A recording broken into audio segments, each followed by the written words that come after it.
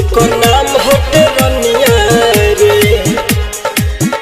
एगो लइके धोखा दे गइल ओकर नाम हर सोनिया रे।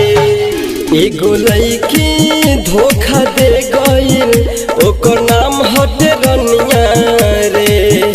एगो लइके धोखा दे गइल ओकर नाम हटे सोनिया रे।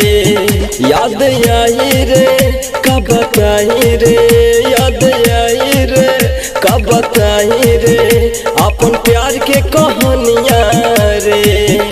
एगो लइके धोखा दे गइल ओकर नाम हरो सोनिया रे।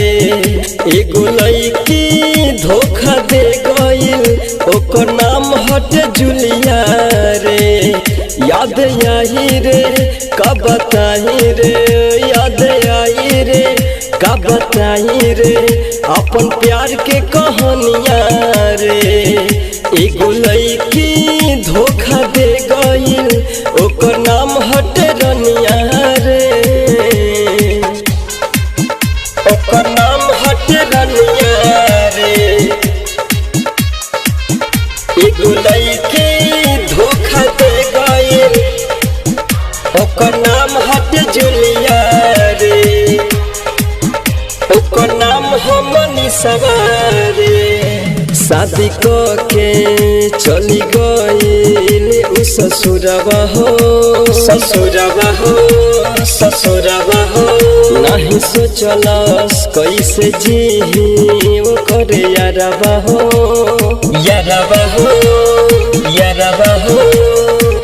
प्यार में मिलल बा धोखा डरे जियारवा हो, जियारवा हो, जियारवा हो।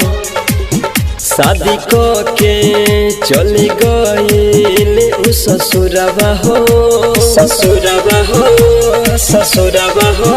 नहीं सोचलस कैसे जीही ओकर यारवा हो, यारवा हो, यारवा हो। प्यार में मिलल बा धोखा डरे जियारवा हो, जियारवा हो, जियारवा हो। याद बड़ी आवत चिंता सतावत भावे न पनिया रे। एगो लइके धोखा दे गइल ओकर नाम हटे जुलिया रे। एगो लइके धोखा दे गइल ओकर नाम हटे लुलिया रे। एगो लइके धोखा दे गइल ओकर नाम हटे सोनिया रे। एगो लइके धोखा दे गइल ओकर नाम हटे तनुआ रे। राइटर सुबोध बिहारी सच कहले, कहले, कहले। मुन्ना मतलबी दर्द रोज सहले, सहले, सहले। धके पियावा के बहिया खुश रहेले, खुश रहेले, खुश रहेले। सचिन सोहराब और सदरंजित इहे कहले, कहले, कहले।